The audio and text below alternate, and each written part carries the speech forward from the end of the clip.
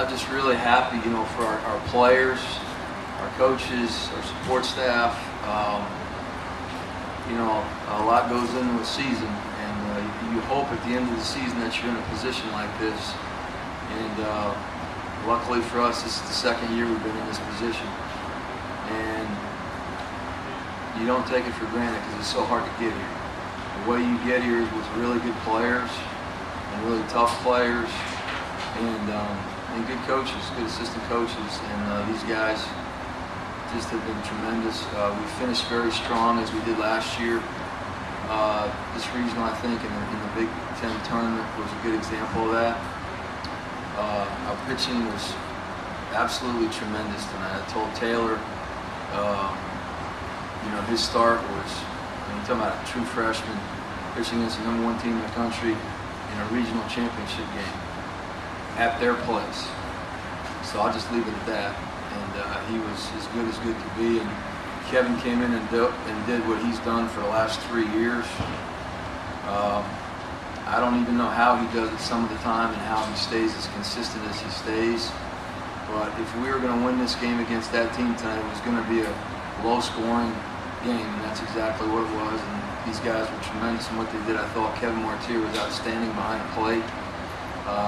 We had a few missed plays, which is a little uncharacteristic of our infield, but we were able to survive it. I think obviously the win, this regional win, is a tremendous win for our program as we try to reach and stay at the national level. I think it's also important for our state as we try to grow baseball in the state of Maryland, and we try to grow fans, young fans, and obviously Maryland has a long history of baseball with the Orioles, but I said this last year in South Carolina, and I believe it again, that the more we continue to grow baseball within the state, with our young people, it's going to continue to make our program better. So I'm happy for our program, for our department, and for baseball within the state in general. John, is there anything that Lamont Wade can't do? I mean, he throws the guy at the plate, which ends up being a huge play for you there, and was named the most outstanding player of the regional. Well, he's certainly playing his best baseball, that's for sure. He was really good at the beginning of the year, and then he had the hammock bone fracture, and obviously we weren't as good without him. And since he's come back, he's just gotten better and better and better. The thing I will tell you though about him, which is the most impressive thing for me, is really not his offense. I think a big question mark amongst the pro people at the beginning of this year, because he played him at first base for his first 2 years, and he's by far the best defensive college first baseman I've ever been around in my life. And the question was, well, he can't play center field at the pro level. Well, guess what? So his defense is really, well, you've seen it. I mean, you've watched it over the last few days. I mean, his defense is just, I think he's shown people, I can play center field at a high level, at the pro level. And, Monty is one of the juniors on our team that's been with us for 3 years. And we are where we are in large part because a lot has to do with those third-year guys, Kevin being one of them. However, we have some pretty good first-year guys. That guy down there, Kevin Smith. So it's obviously Monty's part of that junior class, but I know it's a long-winded answer to your question, but yeah, he's obviously doing his best.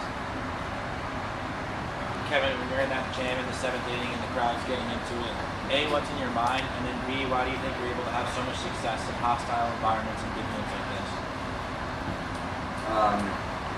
In situations like that, the crowd really picked it up. They had been fairly quiet the whole game, and then I give up, a run, a couple base runners, and they really picked up the intensity. So it was a tense situation. They had the winning run on base in the 7th inning. I had my second baseman and roommate Brandon Lau behind me. He came out and talked to me a couple times, and it was just slow the game down and everything, and just stay within yourself. It's really how it goes. And then it was the same thing in the ninth. I had him come out and talk to me again.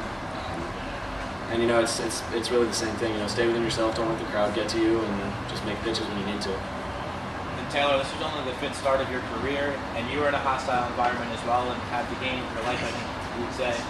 Why do you think you were able to have so much success against such a good team on such a big stage? I mean, really, I just attacked with all my pitches in the strike zone. I think I only threw 58 pitches through 6 innings. So, really, I mean, I just stayed attacking, and they just kept rolling over, and that's how I got all my outs.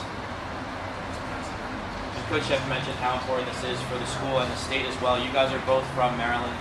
A lot of the big time recruits have gone to the school. What do you think of a win like? How far does a win like this go in building that brand in the state?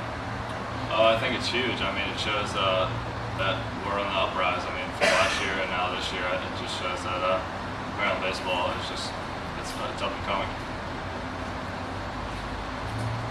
And Coach, is Virginia the team you would want to see in the next round out of all? I just think it's so ironic. It's just so like,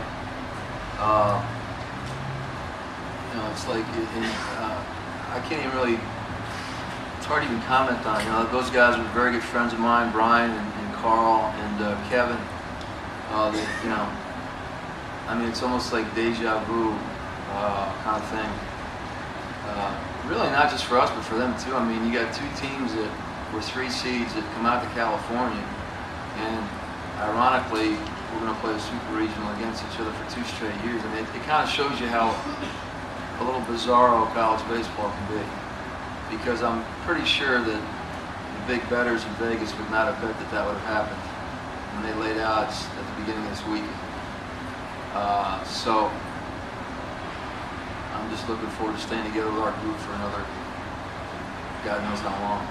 Kevin, you were there last year. You want to go over there and make some noise as well? Yeah, I mean, that's exactly the place we wanted to be. On Selection Monday, we were looking at the bracket that our region was paired up with, and we saw that the committee put UVA in there, and we were going to be paired up with them at some point, and I think we really got some unfinished business to take care of there. And last year was a great series, and this year it's going to be the exact same thing. It's going to be a dogfight all the way to the end. That's really what we wanted. As much as we love California and the weather out here, we want to head back home and take on the team that knocked us out last year. Kevin, can you take us through that final at bat? You fell behind 2-1, and then you started threw a bunch of curveballs, if I'm not mistaken, in a row, and you were able to get the big out to clinch the big win for your guys.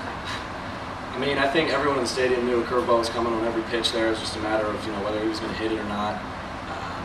I think I got away with a couple where we're kind of up. He fouled him off, made great at bat to foul off so many tough curveballs. He finally looked at one in the top half of the strike zone, and it was really Coach Bellinger was calling the pitches, and I was all in on the curveballs he was calling, and I just didn't want to walk him, and just was trying to fill up the zone, and if he grounded out or struck out, that was perfect. That was just what I was trying to do.